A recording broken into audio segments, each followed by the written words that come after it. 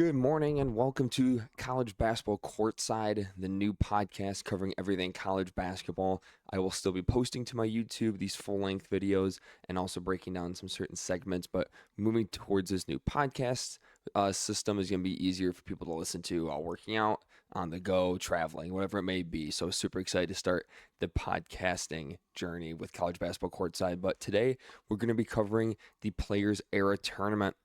There's been 2 days so far of a lot of action-packed games. I'm going to dive into every single one of them, cover the box scores real quick, cover the key stats for each single game, and then give a quick preview on the games to follow, including the championship game on Wednesday. It's going to feature my Michigan Wolverines. So let's get right into it.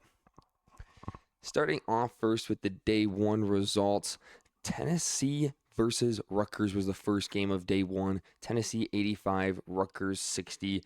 No surprise there. Tennessee being the overwhelming favorite. Rutgers comes into this game kind of struggling, and Tennessee is finally starting to figure out who they are, trying to figure out their identity. Nate Ament has been great all season long. He's part of that freshman class that is so highly regarded as one of the better freshman classes we've had in a long time. But he finishes with 20 points, 7 of 14 shooting. One thing with him that's really cool is that he shot 4 of 5 from 3, and that is one place he struggled. He's only shooting it at about 20% so far this season from 3. So I know NBA scouts love to see that he was 4 for 5 from 3. Made it look effortless, did it in 28 minutes, but the guy to talk about is Jacoby Gillespie. He had 32 points, including 24 in the first half. He shot 11 of 20 from the field and 6 of 10 from 3, 4 assists, 2 turnovers. He played awesome. This was his best game of the year so far. He really made Rutgers work for it. They were in hell all night with Nate Ament, with Jacoby Gillespie. They made sure not to play with their food in this one. And that was really impressive with Tennessee. Again, this game was as expected. Tennessee's defense was really good as well. They smothered Rutgers' offense. Rutgers only shot 37% from the field. And I love how this Tennessee team is shooting the 3 ball. 11 for 22 in this game, 50%. And I love their defense. 37% shooting for Rutgers, 32% from the 3-point line. But for Rutgers, key player was one of their freshmen, Han Zemo. First time I've heard of him. 14 points and 3 of 7 shooting, 3 of 5 from the 3-point land. So that's really promising to see. Big guard, European guard. That's a freshman. He looked good. He looked impressive in the few minutes he played. But next game, Baylor versus Creighton. Baylor 81, Creighton 74. Creighton lost this game despite shooting the ball pretty well. Let's look at their stats right here. 47% from the field, 38% from 3. They shot 29 times, so 11 for 29 from 3, 9 of 10 from the free throw line. So they shot it pretty well, but they could not handle Baylor on the interior. Baylor, look at the rebounding numbers. Baylor had 45 rebounds, 22 of those offensive, compared to Creighton, 28 rebounds, which is just simply not going to cut it. Not going to cut it at all. So Creighton is struggling. They've been struggling all year. I tweeted this, but I'm going to say it again. Creighton's my bad vibes team this season. Nothing's clicked for them. None of their players have played very well or particularly well, and I thought they were really talented coming in. Blake Harper, Owen Freeman, Josh Dix, 2 of those guys coming from Iowa, and 2 of those guys are really good at Iowa. And they just have not looked their part. Owen Freeman still does not look healthy. He played 9 minutes in this game, 4 points, 2 of 4 shooting. Why is he even playing? At this point, keep him off the floor. Keep him healthy for Big East play, because that's going to be the most important part is coming into the Big East. You need him healthy. It's fine to lose some of these games right now. You cannot afford to lose these Big East games, especially when the Big East is looking a little down this year. That is the issue. So Creighton struggles. Greg McDermott burned Hudson Greer's red shirt because of his toughness, he said, and it shows here. 16 points off the bench, 7 of 8 shooting. For Baylor, real quick, Cameron Carr, he's been terrific this season. What a breakout campaign. Averaged only about 6 points a game last year, and now he's filling it up for about 23. He had 21 points a game. He had 21 points in this game, 9 rebounds, 2 blocks. Baylor's so physical. That freshman they have is built like a brick house. He's a great athlete as well. Baylor looking pretty good, Baylor has some efficiency issues that I'm worried about, especially their shooting. They do a lot of one-on-one play, but I really like this Baylor team, and I think this Baylor team has a good future coming up in the Big 12. Now, next game, Kansas, Notre Dame. Unfortunately, no Darren Peterson in this game, but it doesn't matter for the Jayhawks. Kansas 71, Notre Dame 61. I really like Notre Dame's fight in this game, despite struggling to shoot the ball. Kansas played some really good defense. Notre Dame only shot it at 34% from the field and 17% from three. They were 4 for 24. Marcus Burton was the lone bright spot. He's one of the best guards in the entire country, it's looking like. 9 of 18 shooting, 24 points, 6 of 6 at the free throw line. He's been great this season. He is such a bucket. Nobody can stop him. Nobody can stay in front of him. So I'm really impressed with Marcus Burton and Notre Dame, and I think they have a better year in the ACC than some people realize. They've put up some good fights this season. They have some pretty solid wins. They look better than years past, that's for sure. But on the Kansas side of it, Floyd Badunga, 18 points, 9 rebounds. Bryson Tiller, freshman, 17 points, 9 rebounds. Front court playing super well. Bryson Tiller was 0 of 5 from 3, but he still shot at 8 of 15. So that goes to show you how he shot it from the interior, about 8 for 10 shooting. Melvin Council Jr., 12 points, 5 of 11 shooting. Pretty solid game. But Trey White, 16 points, 9 rebounds. He has looked like that next guy, that second guy to Floyd Badunga with Darren Peterson being out. But it's really cool to see. Both these teams shot like crap from 3, 10 of 44 shooting. Not a very great offensive game, with 71 to 61. Not very high scoring, but Kansas gets the win nevertheless. So now, next game, Iowa State versus St. John's. This is the really first true blockbuster game of the Players Era tournament, and man, did it deliver. 83 Iowa State, 82 St. John's. Tough loss for the Johnnies. Let's look at their stats. Zubia Ejiofor played well, 16 points, 5 of 9 shooting, 9 rebounds. You got to shoot more than that, though. That's not going to be enough. 16 points on only 9 attempts. That's super efficient. But at that point, how come we're not shooting more? Zubia Ejiofor, he's my Big East preseason player of the year. And I would like to see him be a little more aggressive, get the ball more, shoot the ball more. Bryce Hopkins, only 3 of 10 from the field, but 10 of 10 at the free throw line. He is such a big physical guard. I love watching him get downhill. He finishes with 16 points.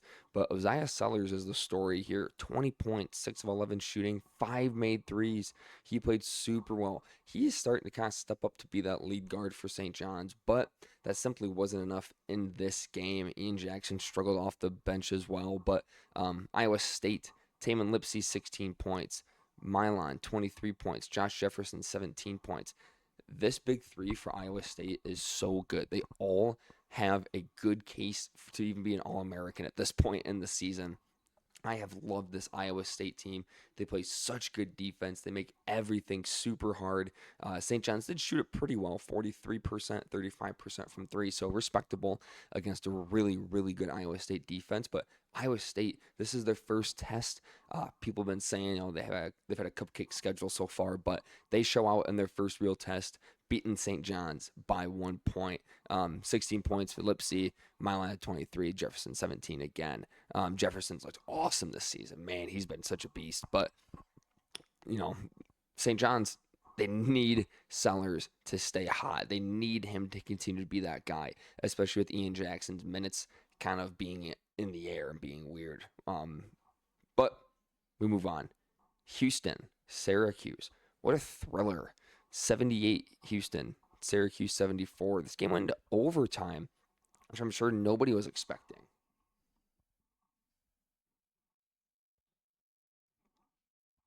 A couple of key stats, though. Let's look here. Kian Anthony, 3 of 8, 10 points, 24 minutes. So cool to watch. Him and Carmelo. I absolutely love that he's playing for Syracuse, and I think he has such a bright future there. But on the Houston side, this was finally the breakout game for Milos Uzan. I was just having a conversation the other day with somebody about how he has really struggled this year and how those guards need to be more consistent. The older guards, I should say. Sharp had a great game, 26 points. He took over in overtime. Milos Uzan also had 26 points. They both needed 16 shots to get there. Sharp was 11 of 12 at the free throw line. But with Uzan, 7 rebounds, 5 assists, 3 steals. So just stuffing the stat sheet. What a great game. They needed this kind of game out of him. The freshmen struggled a little more to shoot. Kingston Fleming's their freshman guard, who's been leading them in scoring and shooting the ball at over 70% as a guard. He was 3 for 11 with 9 points, but he had 6 rebounds, 6 assists, 2 steals. So he showed out in other areas. Chris Sanak, he had only 8 points, but he had 12 rebounds. So again, we're cleaning up on the glass. Funny stat line here that's honestly can't happen anymore. Joseph Tugler, 2 points, 1 of 7 shooting, 5 blocks. That's about as Joseph Tugler as a game you can get. But want to see him shoot better. He's too good of an athlete to go 1 of 7 shooting from the field. They need more from him if they want to keep him out there for long periods of time, because he is the best defender in the entire country. For Syracuse, though, they're out there leading scorer. Donnie Freeman, he's averaging 17.8 points per game. So I was really impressed with their fight that they showed in this game. And if they could just make some free throws, 12 for 29 from the free throw line, and they lost by 4. The game went to overtime. Could you imagine if they made 50% of their free throws? If they made 15? If they were 20 for 29, which is still bad, they would have won this game. So that is really unfortunate to see that they really struggled at the free throw line. But that is A-okay. Syracuse showed a lot of fight. They weren't supposed to win this game at all, and I'm really, really looking forward to seeing them play more this season, especially with Donnie Freeman coming back. But next game, number 21, Auburn taking on Oregon. Auburn 84, Oregon 73.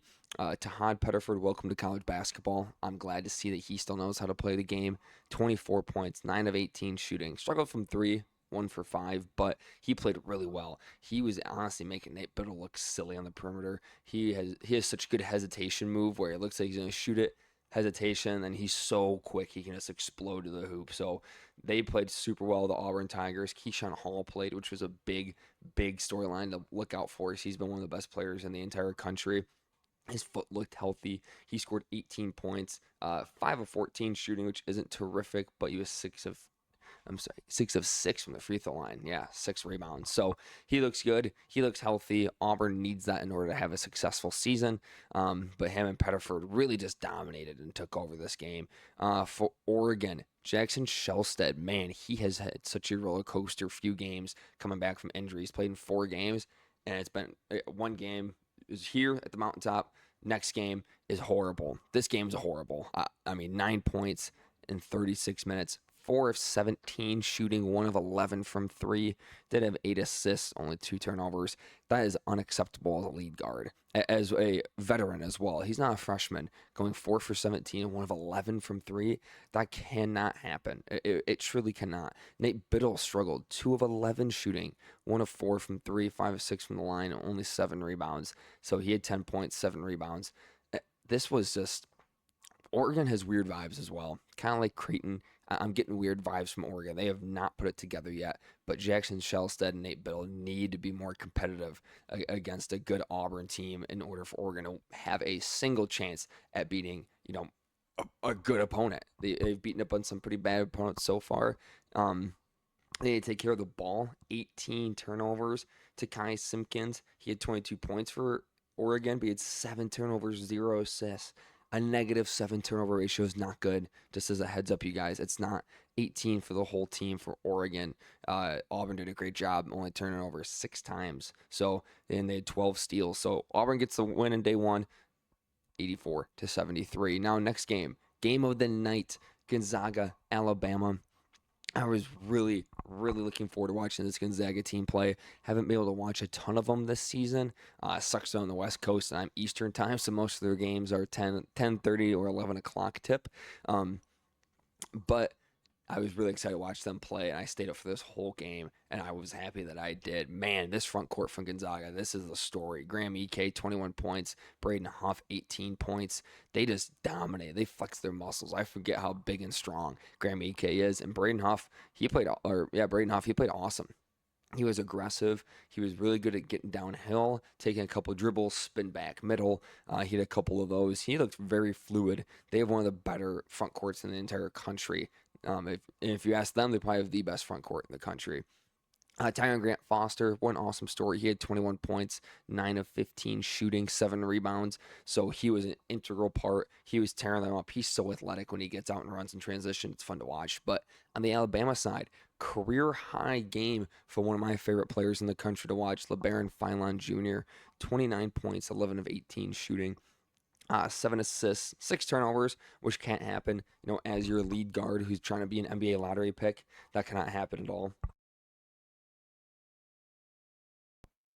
So I was a little upset to see that, but he played awesome. He scored the ball super well, super efficient, and he was the only one, in the backcourt, which I am so high on with Aiden Holloway. He was only 4 of 15, shooting 2 of 10 from three. That can't happen. Aiden Sherrill, though, the big man from Detroit, Michigan, then played OTE, 14 points, 5 rebounds. He looked really solid. He is a huge physical specimen. And then Amari Allen off the bench, he had 14 points as well. So kind of getting some contributions in the scoring department from other people you don't expect from Alabama. In that front court, you expect it to come from the back court, but that's really promising to see. But for Gonzaga, it's this defense. Man, watching LeBaron Philon work for those buckets was tough to watch. He happened to make those shots, but Aiden Holloway was not so lucky.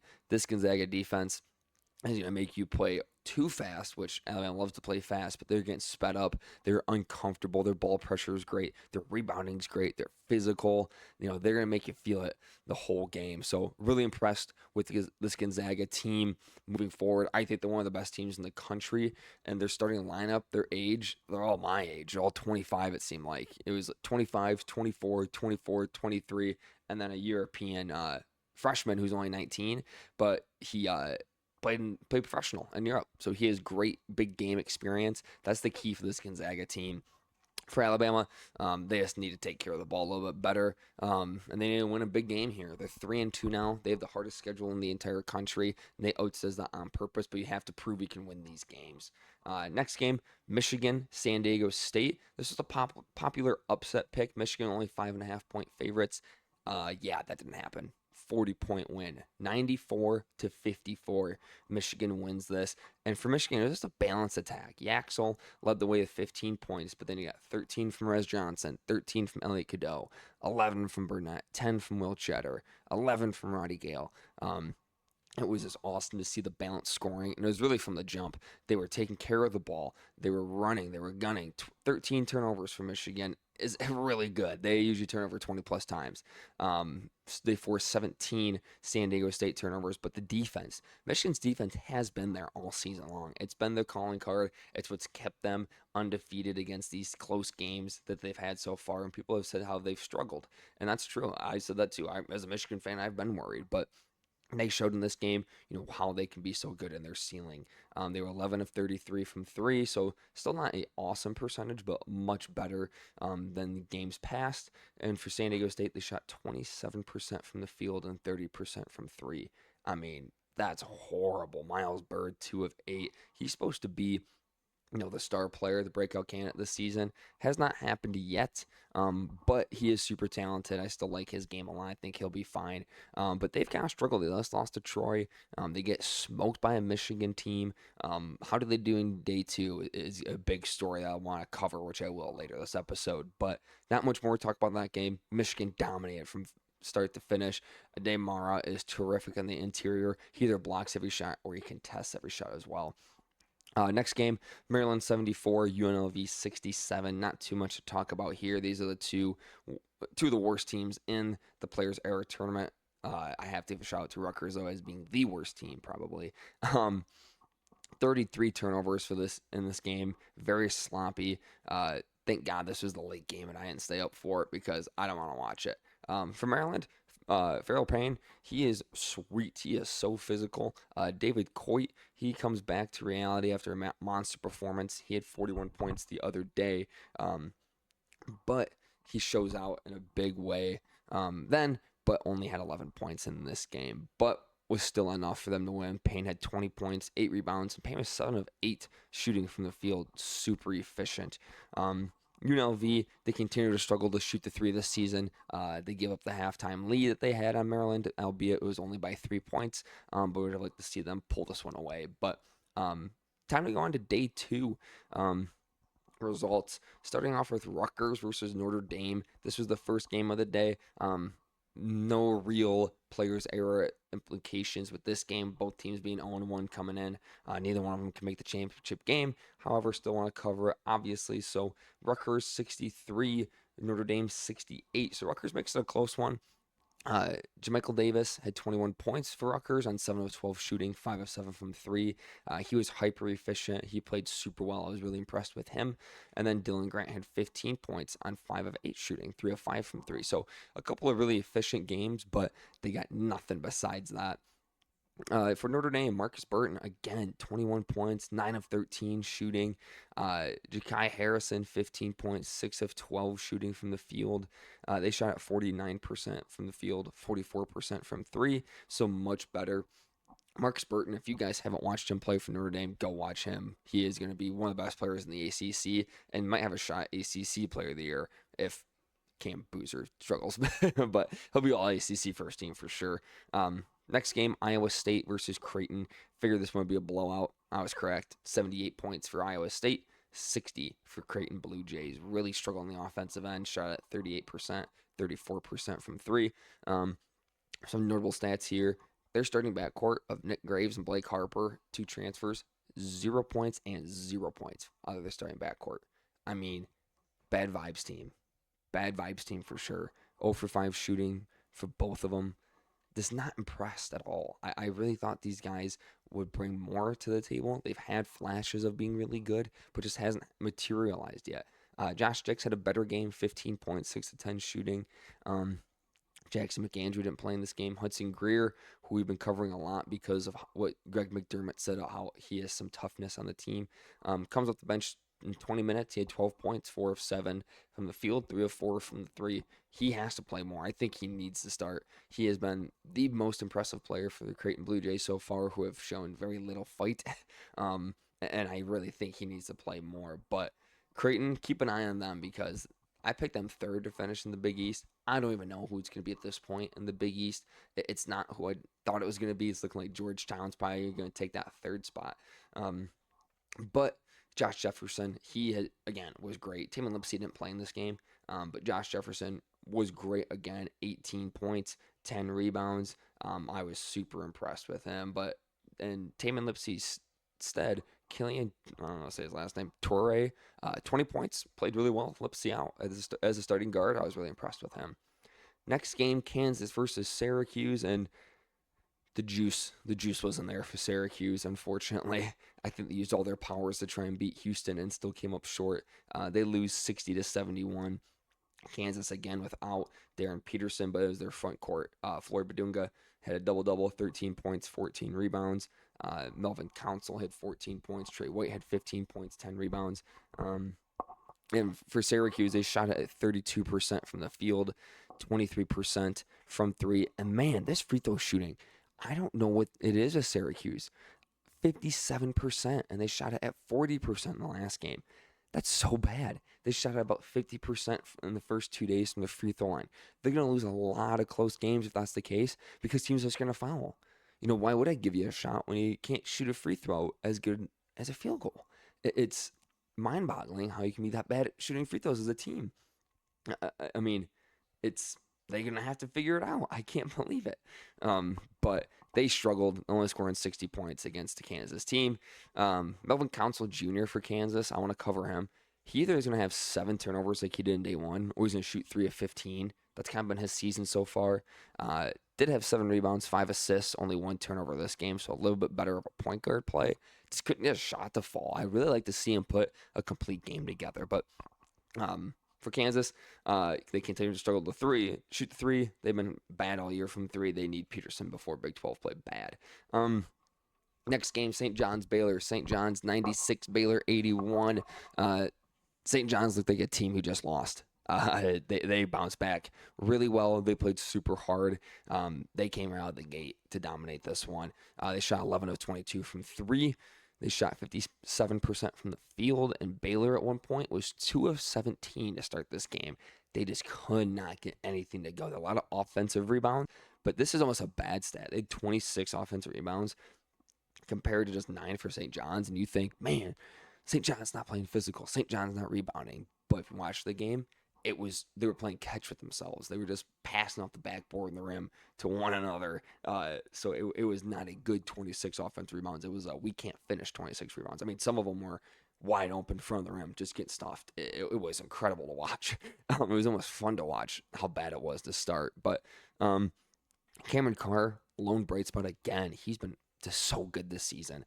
He probably has been the biggest breakout candidate or breakout star this whole year in the entire nation. 27 points and 8 of 15 shooting. For St. John's, Bryce Hopkins, 26 points, 9 of 10 shooting. I'm sorry, 9 of 12 shooting. Uzziah Sellers, I said it. He had to be that kind of lead guard to step up. 22 points, 5 of 7 from 3, 6 of 11 shooting. He was awesome. 0 assists, 0 turnovers, but he was awesome in this game. Uzziah Sellers, he's kind of looking like their best guard. Ian Jackson had the most Ian Jackson game you can ask for. 21 minutes, 14 points, 5 of 7 shooting, 3 of 4 from 3. That seems like that's Ian Jackson's game. Every other game, he'll have 14 points and he'll have like 7 to 10, then 14 points, 7 to 10, 16. He always hovers around there. But good win for St. John's. Good bounce back win. Really impressed with the way they showed out, and they played super hard. You could tell Rick Pitino had them fired up. Now let's get to the game of the night, the game of the weekend. Honestly, probably the best matchup. Houston versus Tennessee. Tennessee 76, Houston 73. What a monster win for Tennessee. Their first real test this season, and they showed out. 22 points for Jacoby Gillespie. And then Nate at 9 points on 1 of 8 shooting. He really struggled from the field, but he shot the ball super well from the free throw line, 7 of 8. Jacoby Gillespie, what an awesome first 2 days. 32 points to start this tournament, 22 points here to beat number 3 Houston. On the Houston end, they need to be more consistent, these veteran guards. I mean, Sharp had 8 points on 3 of 8 shooting. It just seems like we're not getting 2 straight games of this backcourt really dominating and playing well. Uzan played really good, 17 points, 7 of 15 shooting from the field, only 1 of 6 from 3. And then Kingston Flemings, he showed why he's one of the best freshmen in this entire country. 25 points, 10 of 15 from the field, 3 of 4 shooting against a really good Rick Barnes Tennessee defense. He is so impressive, but you don't want a freshman guard having to lead you come tournament time. You want to lean on those veterans and then get as much as you can from freshmen. And so I would love to see more from Sharp. Joseph Tugler, 7 points. Didn't have a single steal or block, but his presence is always felt. Chris Sinak, only 5 points. He really struggled in this game. 0 of 3 from 3. So the story here is Kingston Flemings. But next game, Michigan and Auburn. I don't even have notes for this game. I don't need notes. I watched the whole game. Michigan, I mean, they looked so good. They were just forcing turnovers. They were getting out and running. They were making so many threes. This was the big part that got me excited, is the 3-point shooting. Roddy Gale, Yaxel, Trey McKinney, they were all shooting it really well from 3. Ademara looked like a beast on the interior. Merez Johnson had a really good first half. Really impressed with Michigan. They put out a lot of concerns that a lot of people had for them with their 3-point shooting and their scoring and their offense against a really good Auburn defense. And it's a good Auburn team. Keyshawn Hall's back. Tahad Pettiford's back. And they still dominated. What an awesome win for Michigan, which sets up a huge championship game. But for this game, if you guys have to walk away with one thing, it's that Michigan's back. And I was never worried. I was a little worried, but I was never worried about Michigan.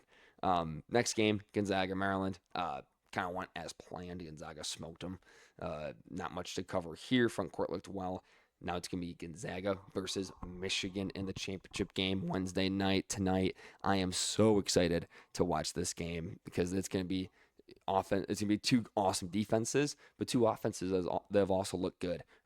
Yaxel, he continues to show why he's going to be an All-American candidate. Gonzaga has Graham EK as their All-American candidate. Next game, Oregon, San Diego State. Oregon loses by almost 20 to a struggling San Diego State team. I think it's time to worry about the Ducks.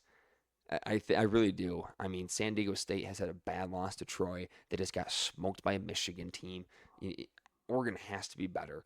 They are, I think, come Big Ten play, they're going to find out that they're going to struggle. they're really going to struggle. I had them high on my list coming into the season. I know a lot of people actually did have them high on the list because of Nate Biddle, Jackson Shellstead. They have the talent. They just have not put it together yet.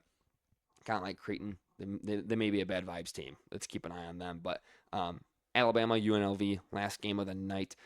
Alabama smokes them, cruises to an easy victory, scoring 100-plus points. Nothing to cover there. So I'm going to rapid fire go through the records of the first 2 days of the player era tournament.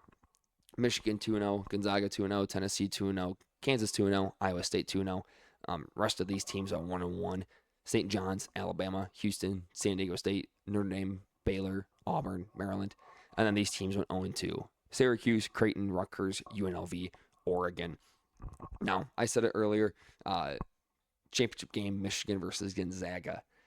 That's going to be a defensive game. Man, that's going to be big physical front courts, which Michigan usually always has the advantage, but it's going to be close in this game. I still think they're probably a little bit bigger and stronger, but Graham Ike is just a monster. He's a physical freak. Braden Huff, really athletic, very fluid for a big guy as well. So I think it's going to be a great matchup of defense and of front courts. So the key to this game, which backcourt's going to step up and play well.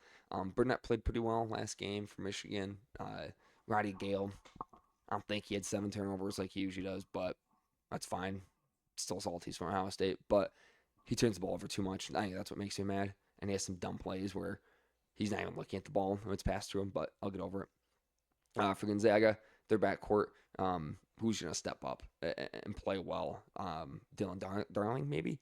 But really excited for this game. I think it's going to be an absolute rock fight of a game, but I'm impressed with Tennessee 2-0. Kansas didn't have a great schedule or a great resume going 2-0. Iowa State, they went 2-0. They had an awesome weekend.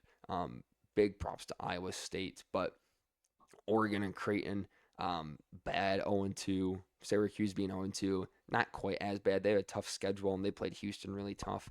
But you guys, the Players Era Tournament has been so awesome. I encourage you guys to watch as much as you can. Feast week. I encourage you guys to watch as much as the Maui as you can, which is a down year, obviously, but there's a lot of really fun tournaments going on. This is the best time to get into college basketball. But you guys, I'll be posting every Monday, Wednesday, and Friday at 8 a.m. On Spotify for the podcast. And I'll also give out the video recording of me doing the podcast on YouTube. Those will go about 9 a.m. Eastern time, the same day as the podcast drops. But this is College Basketball Courtside with Mitch Lervy. I'm super excited to start this journey, going the podcasting route. So feel free to share with your friends, family, college basketball fans. I'd really appreciate it. But have a great day.